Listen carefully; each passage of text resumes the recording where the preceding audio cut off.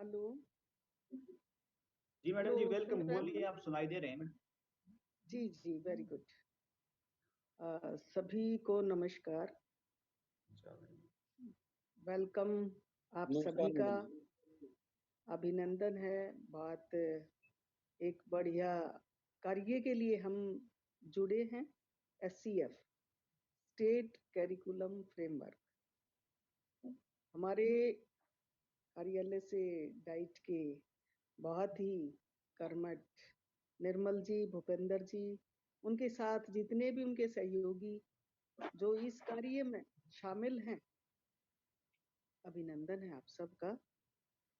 इस टीम को हमने बहुत अच्छे से जोड़कर रखना है, क्योंकि सरकार के कुछ कार्यक्रम जिसकी जिम्मेवारी हमारी डाइट को दी गई है, जिसमें SCF के तहत एडल्ट एजुकेशन है, टीचर एजुकेशन है, स्कूल एजुकेशन है, और ये जितने भी टॉपिक हमारे को दिए गए हैं, उनको सरकार की जो शिक्षण नीति है उसको हमने आगे बढ़ाना है। Main theme, main theory, main कार्यक्रम यही है कि सरकार के कार्यों को आगे बढ़ाए। तो SCF के तहत जो आज का जो इनकी जिम्मेवारी दी गई है, इनको टॉपिक दिया गया है मैडम को, निर्मल जी को, भूपेंद्र जी को, जो बहुत अच्छे से मुझे उम्मीद है कि इसको जोड़ करके रखेंगे और एक बढ़िया शिक्षण व्यवस्था को दुरुस्त बनाते हुए अच्छे विषय को लेकर के आगे बढ़ते रहेंगे। सबसे पहले सभी इसको अच्छी प्रकार से कोऑर्डिनेट करते रहेंगे। जितने भी व्यवहार, आचार व्यवहार, जितने भी कार्यक्रम हो, जरूर इसमें शामिल हों। जितने भी सहयोगी इनके द्वारा जोड़े गए हैं, एक बहुत बढ़िया चुन करके इन्होंने, मुझे उम्मीद है, उनको साथ लिया है और ये इसमें सहयोग देंगे। थोड़ा सा बताना चाहती हूँ, स्टेट करिकुलम फ्रेमवर्क जो एक नई शिक्षा नीति है हमारी सरकार के द्वारा चालू की गई है, और ये 2030 तक इसको पूर्ण रूप से लागू कर दिया जाएगा। 22 में इनको स्टार्ट कर दिया गया है। ये सभी साथी है ना मैडम को छोड़ के अपना ये अपने आप को कर ले, म्यूट कर ले सर। म्यूट कर ले। यस, हाँ, कोई अपने आप बात को नहीं, म्यूट कर म्यूट लें कर सर एक ले। बार। मैं थोड़ा सा ही टाइम लूंगी, फिर आपका ही चलेगा सेशन। सिर्फ मैं तो ये आह्वान करना चाहती हूँ, जो शिक्षा की नीति है इसमें बदलाव है, वो हमने टीचर्स के सहयोग के द्वारा ही करना। टीचर्स को सबसे ज्यादा मोटिवेट करना है। टीचर्स के सहयोग से ही शिक्षा नीति आगे जा सकती है। अगर टीचर ठीक है तो विद्यालय ठीक है, और विद्यालय ठीक है तो समाज ठीक है, और हमारा जो आगे का स्टेप है ये बढ़ता चला जाएगा। ये जैसे हमारे टीचर्स की आगे की नई नई नीतियों के तहत ये कार्यक्रम होता है। हमारे टीचर्स का जो बुनियादी प्रोग्राम है, जो माध्यमिक प्रोग्राम है, इस प्रकार की शिक्षा नीति में डाले गए हैं। तो मैं यहाँ के आज के जितने भी सहयोगी हैं जो अपनी इसमें सामग्री डालेंगे इस आहुति में, जो हमारे को टॉपिक दिया गया है और जो ये जोड़ कर रख रहे हैं भूपेंद्र जी, निर्मल जी, ये आपसे सहयोग चाहते हैं। आपने इनको पूर्ण रूप से ये बताना है। इसमें एक विचार विमर्श होगा कि आगे की जो शिक्षा नीति है उसमें हम कितना सुधार, कितना इम्प्रूवमेंट, कितना आगे ले जा सकते हैं। टीचर से हम क्या उम्मीद कर सकते हैं, टीचर को हम क्या दे सकते हैं। तो इन विषयों से संबंधित है ये सरकार की नीतियां हैं जो हमारे से लेना चाहती हैं। और ये टॉपिक जो दिए गए हैं, हमारे डाइट का कर्तव्य भी बनता है कि एक सतत मूल्यांकन, सतत कार्यक्रम, ये लगातार जो शिक्षण नीति के सुधार हैं ये चलते रहने चाहिए। बहुत ज्यादा शुरू में जो बीएड करते हैं उनको सभी को पता होता है कि पता नहीं कितने आयोग बनते हैं, कितने कोठारी आयोग है और है, पता नहीं किस प्रकार की शिक्षण नीतियों का चेंजिंग होती रहती है समय समय पर। और ये नई शिक्षा नीति उसी का भाग है कि आगे हमने क्या करना है। इस नीति टीचर्स का जैसे कितना भी बुनियादी प्रोग्राम है, अभी जो चलेगा FLN का कार्यक्रम है, वो भी इससे ही रिलेटेड है, उससे ही रिलेटेड है कि किस प्रकार हमें संख्यात्मक और क्रियान्वित करके बच्चों का सुधार करना है, और टीचर्स को पहले ट्रेंड करेंगे तभी बच्चों तक हम जा पाएंगे। तो मैं सभी से उम्मीद करूंगी कि इस कार्यक्रम में भागीदारी बहुत अच्छी दर्शाएंगे और एक बढ़िया स्टेप लेकर के सरकार के नियमों को, कार्यों को, नीतियों को आगे बढ़ाते चले जाएंगे। मैं आप सबका स्वागत भी करती हूँ और धन्यवाद भी करती हूँ।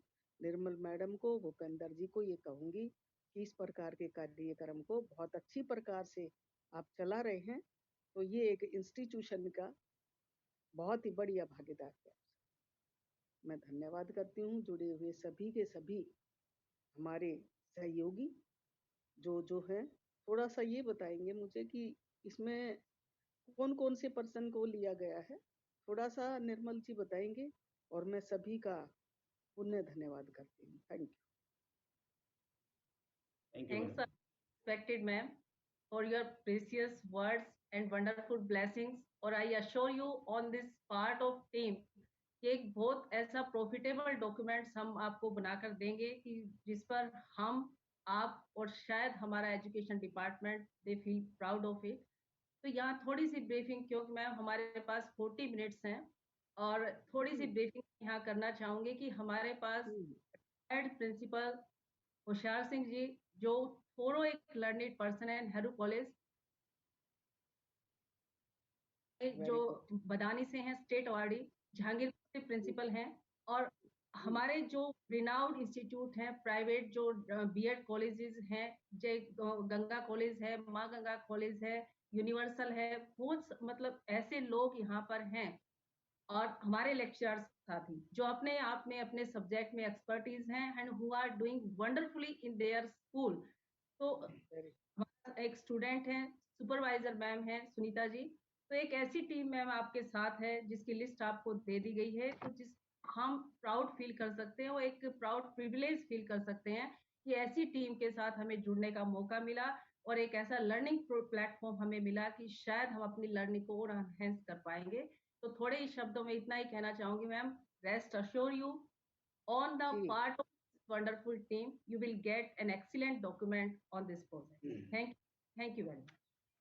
बहुत इंटेलिजेंट पर्सन को लिया है, मुझे उम्मीद है ये बहुत अच्छी नीति के साथ आहुति रखेंगे। Thank you ma'am, thank you very much.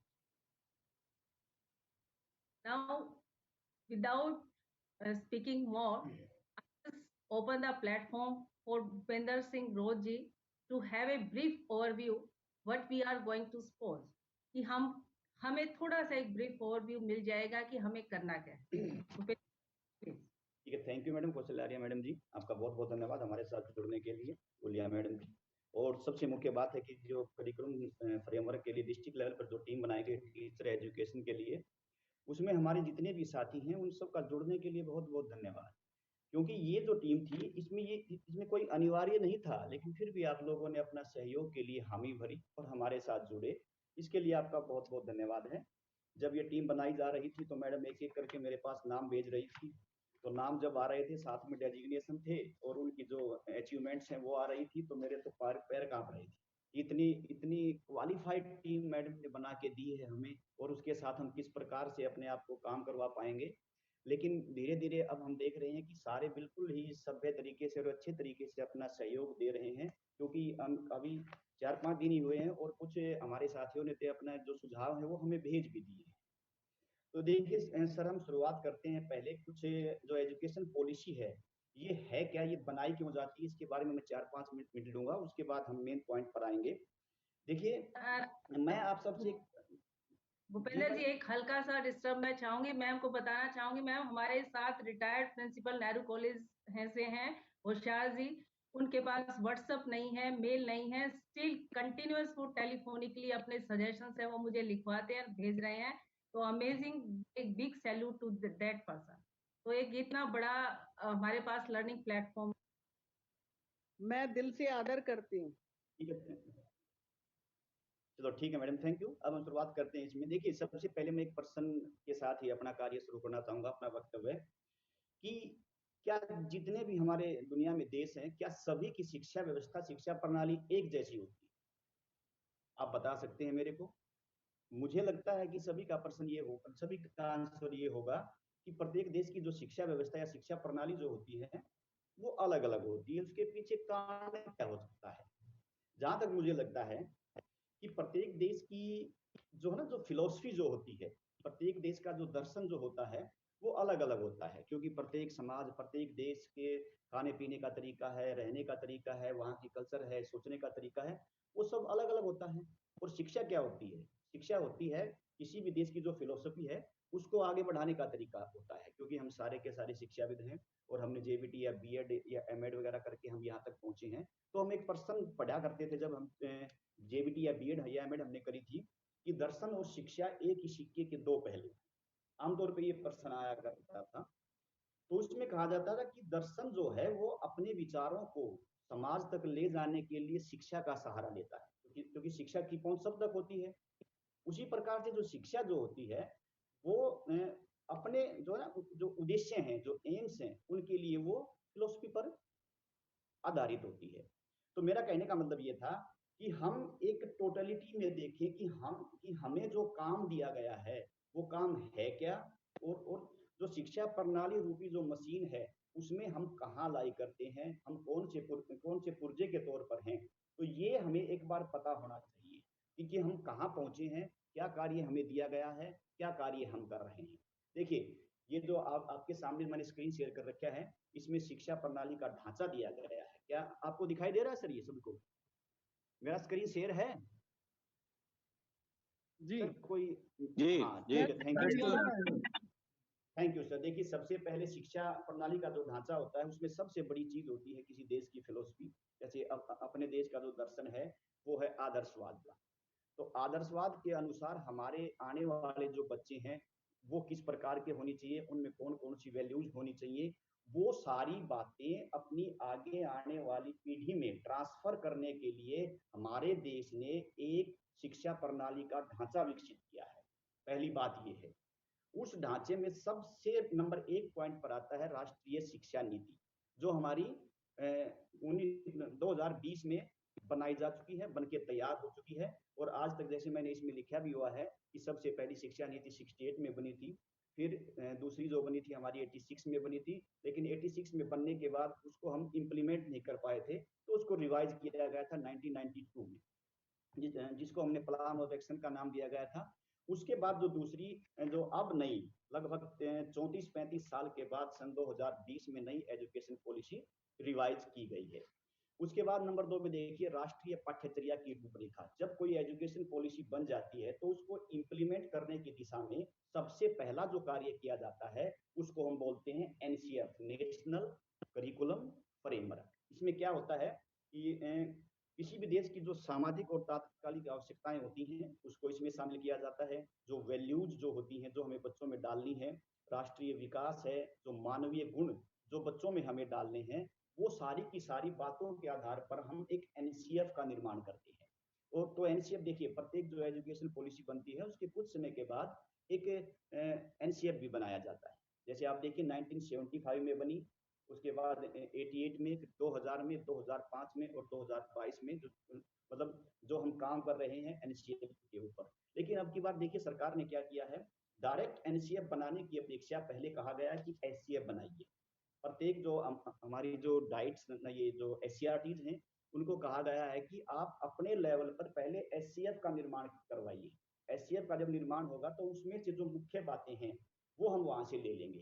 कारण क्या रहा इसको देने का, कि लोकल लेवल पर कुछ आवश्यकताएं होती हैं। यदि बड़े लेवल पर हम बात करें, मतलब डायरेक्ट कोई दिल्ली में बैठ के एनसीएफ का निर्माण कर दे, तो क्या होगा कि मान लीजिए कोई अलग अलग चीजें, हरियाणा की कोई अलग नीड्स हैं, केरला की कुछ अलग नीड्स हैं, तो वो सारी उसमें समाहित नहीं हो पाती है।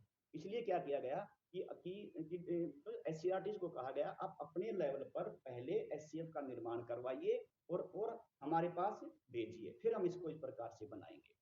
सर, तीसरा पॉइंट होता है इसमें पाठ्यचर्या। पाठ्यचर्या क्या होती है कि विद्यालय में, देखिए विद्यालय में 2 तरह की एक्टिविटीज होती हैं आमतौर पे। इसमें क्या होता है कि एक तो सुबह से लेकर शाम तक, सुबह प्रेयर से लेकर छुट्टी होने तक जितने भी कार्यक्रम किए जाते हैं वो हमारी पाठ्यचर्या का निर्माण करते हैं। और एक होता है पाठ्यक्रम। पाठ्यक्रम के बारे में हम सदा कंफ्यूजन में रहते हैं, पाठ्यक्रम और पाठ्यचर्या को एक मान लेते हैं। जैसे इंग्लिश में बोलते हैं ना करिकुलम, करिकुलम पाठ्यक्रम नहीं होता, ठीक है ना। करिकुलम होती है पाठ्यचर्या और पाठ्यक्रम होता है हमारा सिलेबस, जो हम टाइम पीरियड में हमारी क्लासेस में पढ़ाते हैं। तो इसमें लिखा है कि करिकुलम क्या होता है, कि जो पाठ्यचर्या, देखिए सुबह से लेकर शाम तक देखिए, करिकुलम मतलब पाठ्यचर्या होती है, उसमें सारी जो करिकुलर एक्टिविटीज और को करिकुलर एक्टिविटीज ऑफ स्कूल, उन दोनों को मिलाकर क्या बनता है हमारा, उस विद्यालय की पाठ्यचर्या का निर्माण होता है। और पाठ्यचर्या का निर्माण थोड़ा बहुत टीचर पे भी डिपेंड करता है, उसमें बदलाव कर सकते हैं, जो स्कूल प्रिंसिपल है, प्रशासन है विद्यालय का, वो बदलाव कर सकते हैं।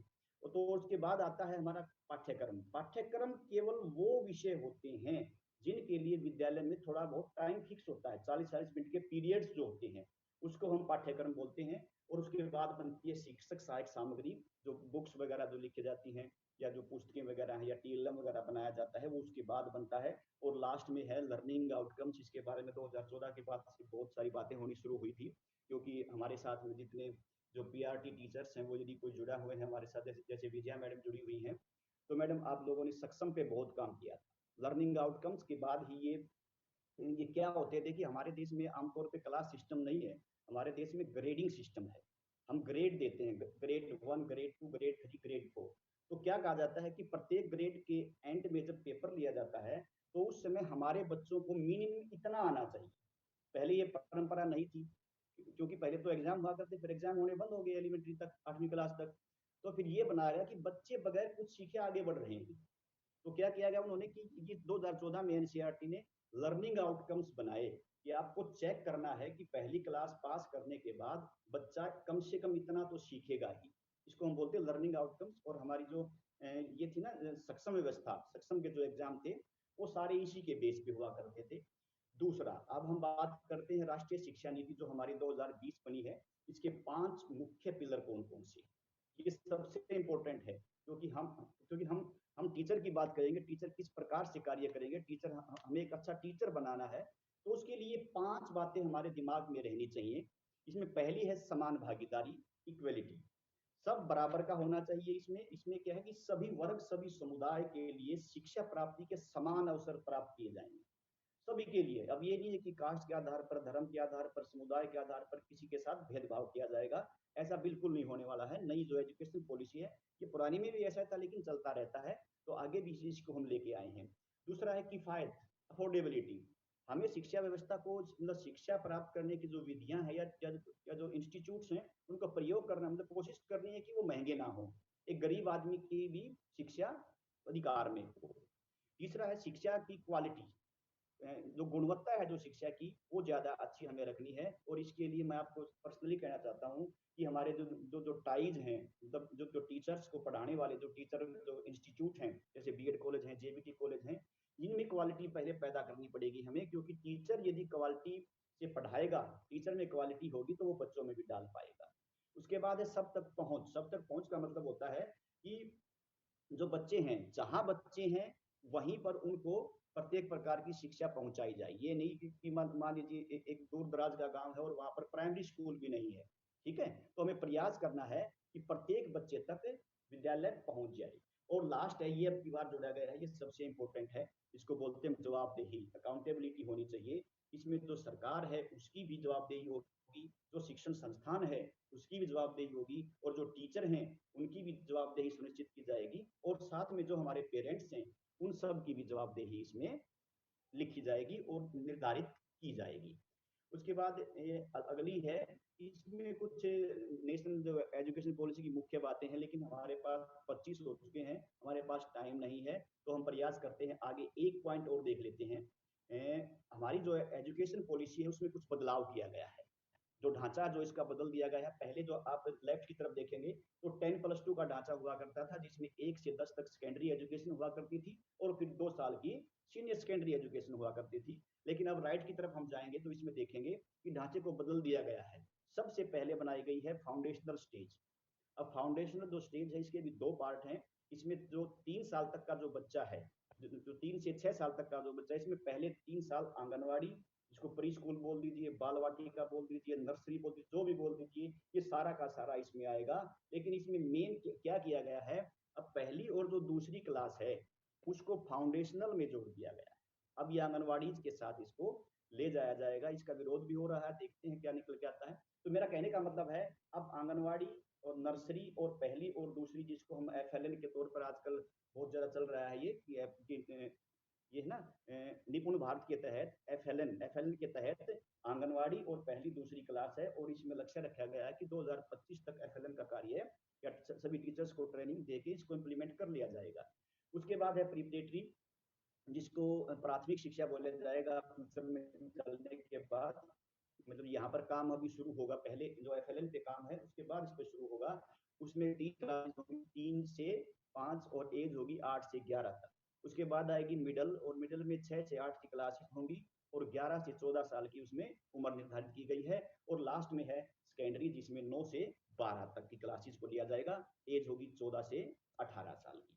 अब इसमें आगे की स्लाइड देखते हैं हम। अब देखिए, स्टेट करिकुलम फ्रेमवर्क की वजह से हमारी प्राचार्य मैडम जी ने भी बताया था कि 4 मुख्य स्तंभ बनाए गए हैं, इनके ऊपर हमें सुझाव लेने हैं। प्रत्येक डिस्ट्रिक्ट वाइज इसमें चारों विषयों के ऊपर सुझाव दिए जाएंगे। पहली होगी ECC, जिसको हम FLN से जोड़, मतलब FLN के बराबर ही है, FLN में सारी चीजें यही हैं। तो early childhood care and education, उसके बाद स्कूल एजुकेशन, इसको तीसरा मान लीजिए अडल्ट एजुकेशन, चौथा है टीचर एजुकेशन। तो इसमें से जो 4 टीमें बनाई गई हैं डिस्ट्रिक्ट वाइज, उसमें से हम टीचर एजुकेशन पर बात करने के लिए यहाँ पर आए हैं हम।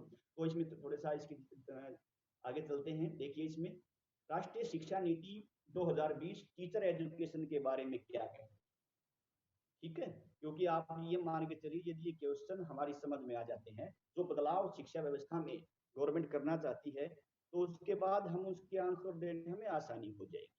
तो पहला जो सुझाव एजुकेशन पॉलिसी 2020 ने दिया है कि भविष्य में जो शिक्षक होंगे उनको हाई क्वालिटी की टीचिंग मटेरियल की आवश्यकता पड़ेगी, ठीक है। और जो पेडागोजी जो होगी, पेडागोजी का मतलब है पढ़ाने का जो तरीका, शिक्षण विधियां जो होती हैं, वो भी बड़ी अच्छी क्वालिटी की चाहिएगी, अच्छी चाहिएगी। तो इसके लिए क्या किया जाएगा, 2030 तक जो शिक्षा है ना, शिक्षक शिक्षा, जो आजकल जो डाइट्स में और जो BEd कॉलेज बनाए गए हैं, JPT कॉलेज बनाए गए हैं, वहां से उनको बंद करके बहुविषयक महाविद्यालयों और विश्वविद्यालयों में स्थानांतरित किया जाएगा। इसके जो एग्जाम्पल हमारे पास हैं, जैसे हम तो जजर से हैं सारे, तो यहाँ पर प्रारंभ बना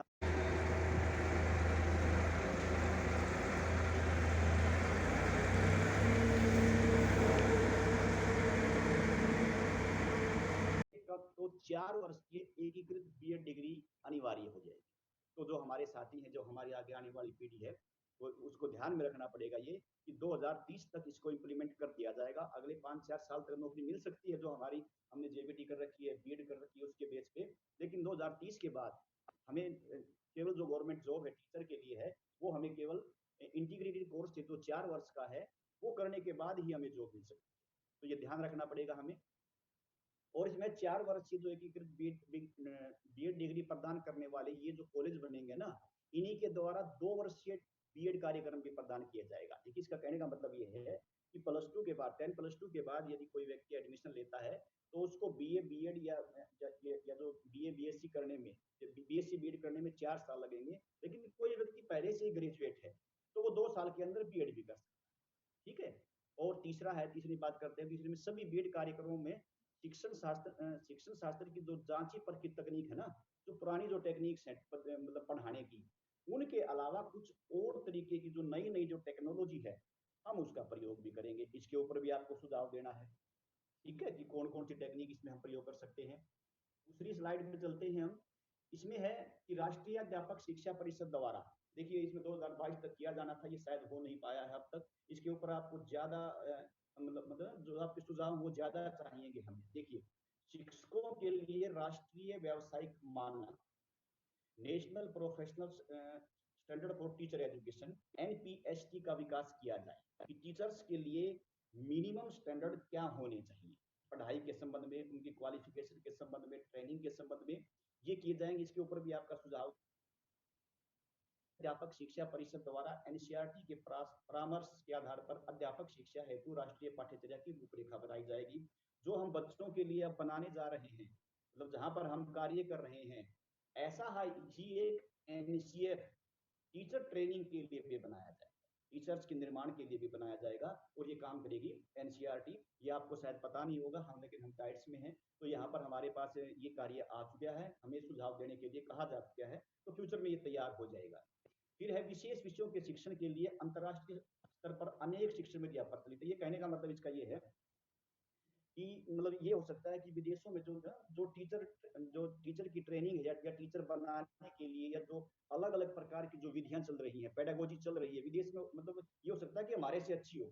तो एनसीईआरटी को बोला गया है कि आप वहां जाइए, उनको सीखिए और उनको अपने देश में इंप्लीमेंट करने का प्रयास कीजिए। फिर है सभी बीएड कार्यक्रमों में स्थानीय स्कूलों में जाकर शिक्षण कराने को व्यवहारिक प्रशिक्षण के रूप में शामिल किया जाए। मतलब ये जो इंटर्नशिप है ना, आजकल हम देखते जा रहे हैं ना, जैसे आईटीआई वगैरह में इंटर्नशिप कंपलसरी है, तो ये कहा जाएगा कि अपनी जितने भी जेबीटी बीएड जो प्रोग्राम होंगे उनके लिए प्रत्येक जो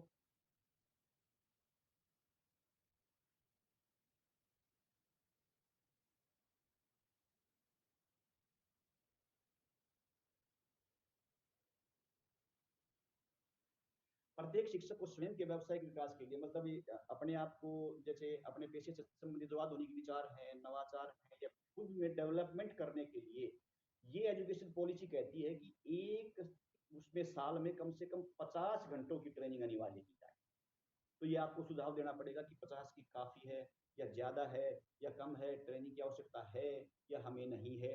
ठीक है, और इसको नाम दिया गया है सीपीडी, कंटिन्यूस प्रोफेशनल डेवलपमेंट।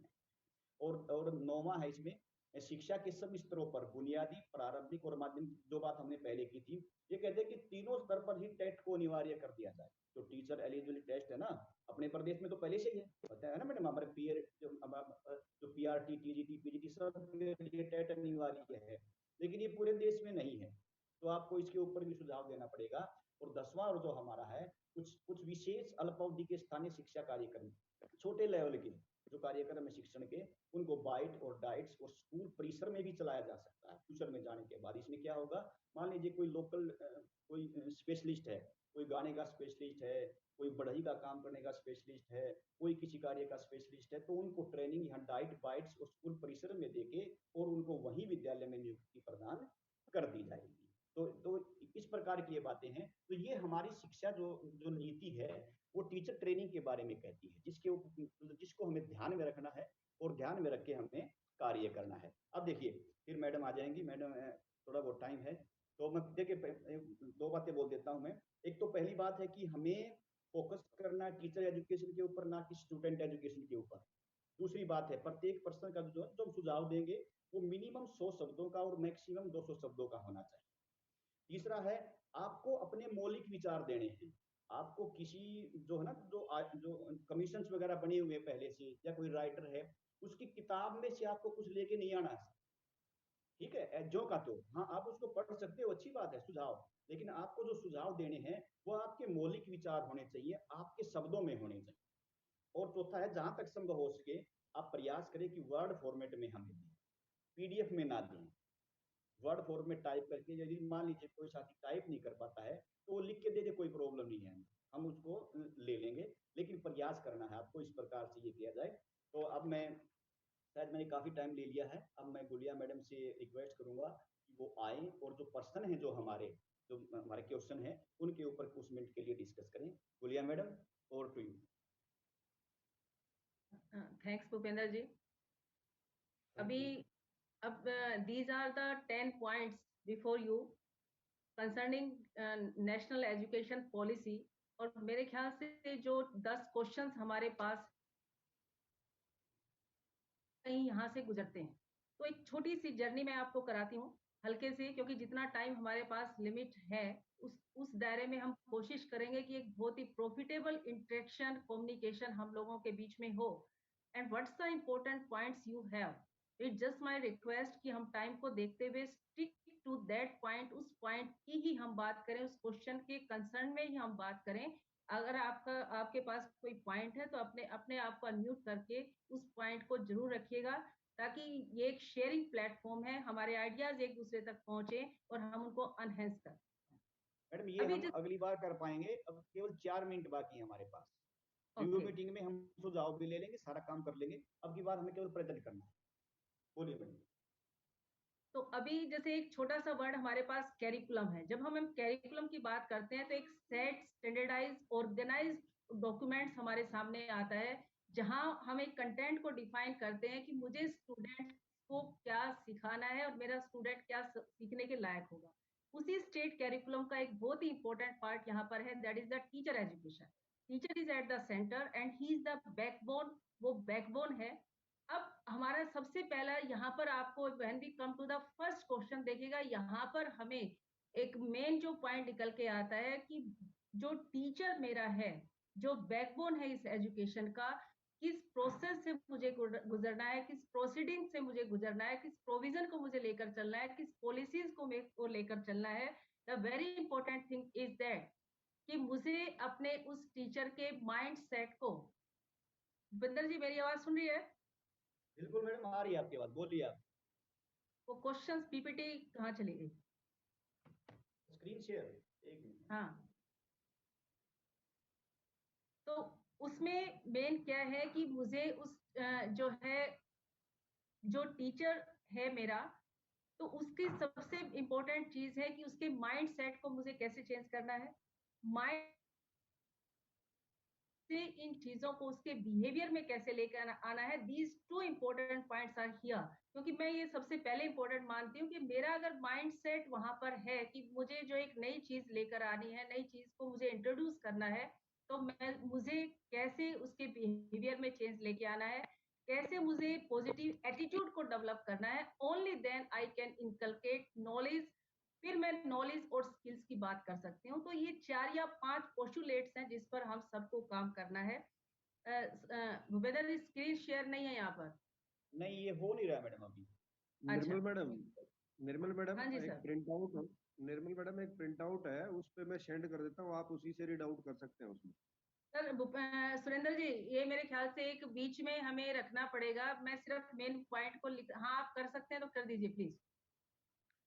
कोई बात नहीं मैडम, देखिए जब जहां तक ये जो क्वेश्चंस की बात है मैडम, भूपेंद्र सर ने भी पॉलिसी के बारे में बताया है और आप और हम सब इस बारे में डिस्कस कर चुके हैं। जो मेन हमारा जो फोकस है वो ये है कि भाई हमें जो एक टीचर सेंटर्ड जो एजुकेशन है उसके ऊपर अपने करिकुलम के बारे में अपने व्यूज देने हैं। ज्यादातर जो हमारे साथियों ने जो भेजे हैं हमारे पास, उसमें दिक्कत ये है कि भाई उन्होंने दो they have done a good work, लेकिन उनके साथ साथ उनको हमें एक टास्क असाइन करके यही बोलना है कि भाई हमें जो एक पर्टिकुलर फोकस इस चीज के ऊपर जो हमारा फोकस करना है, जैसे एक मल्टी डिसिप्लिनरी जो है टीचिंग है, उसी के ऊपर फोकस करे। वो जो अब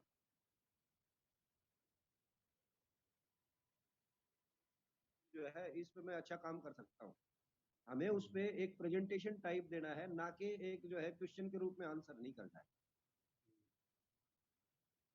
Surendra ji, thank you very much for such a precious and profitable views.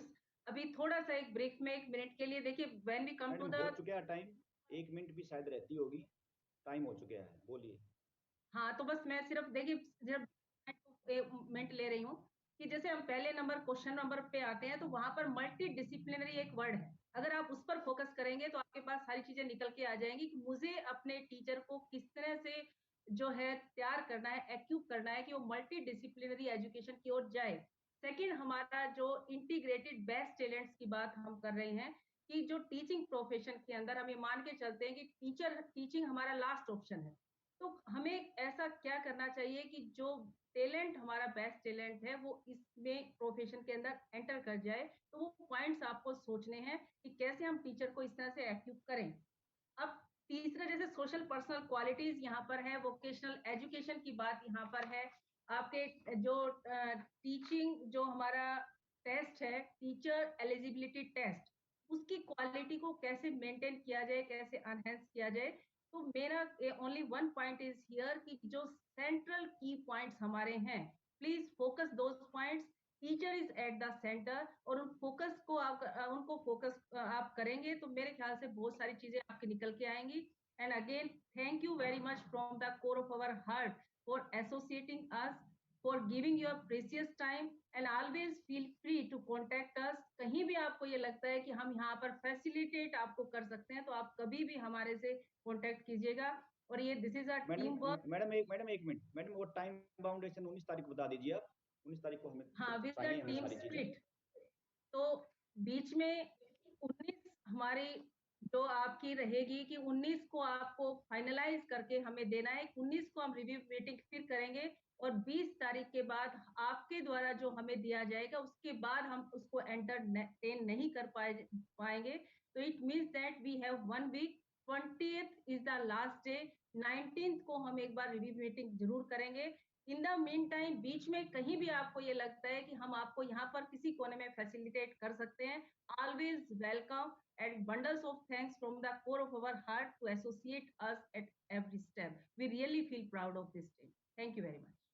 हाँ, सभी का धन्यवाद सर। और यदि आपको यदि कोई प्रॉब्लम आती है, आप चाहते हैं कि अपने विचार आपको शेयर करने हैं, ग्रुप डिस्कस करना है, तो आप बता दीजिए, हम बीच में भी कोई ऑनलाइन मीटिंग इस प्रकार से हम अगर आप चाहते हैं तो हम सिर्फ क्वेश्चंस पे डिस्कस करके कोई भी मीटिंग, क्योंकि हमें थोड़ा सा लगता है आपका टाइम बहुत प्रीशियस है, तो इन द इवनिंग अगर आप अपनी मर्जी से चाहेंगे तो वीक में कोई भी दिन हम शाम को ले सकते हैं और we can only discuss from that context of point of view, जो क्वेश्चंस को लेकर हमारे, क्योंकि मुझे लगता है कि इतने वंडरफुल पर्सन्स हमारे साथ हैं, वंडरफुल आइडियाज के साथ हैं, तो शायद वो शेयरिंग होगी तो बहुत कुछ निकल के आएगा। तो वो आपके सजेशन पीपीटी जो थी मैं ग्रुप में डाल दूंगा। ये पता नहीं किस प्रकार से कहाँ चली गई, ये स्क्रीन शेयर का जो वो था पता नहीं कहाँ निकल गया। तो कोई बात नहीं, मैं ये पीपीटी ग्रुप में डाल दूंगा सर। ठीक है सर, तो आप सभी का बहुत बहुत धन्यवाद और उम्मीद है कि आप सब करेंगे। व्हाट्सएप पे आप शेयर कर सकते हैं। Thank you sir. Thank you. Okay madam, thank you. सभी का, सभी साथियों का बहुत बहुत धन्यवाद। Thank you.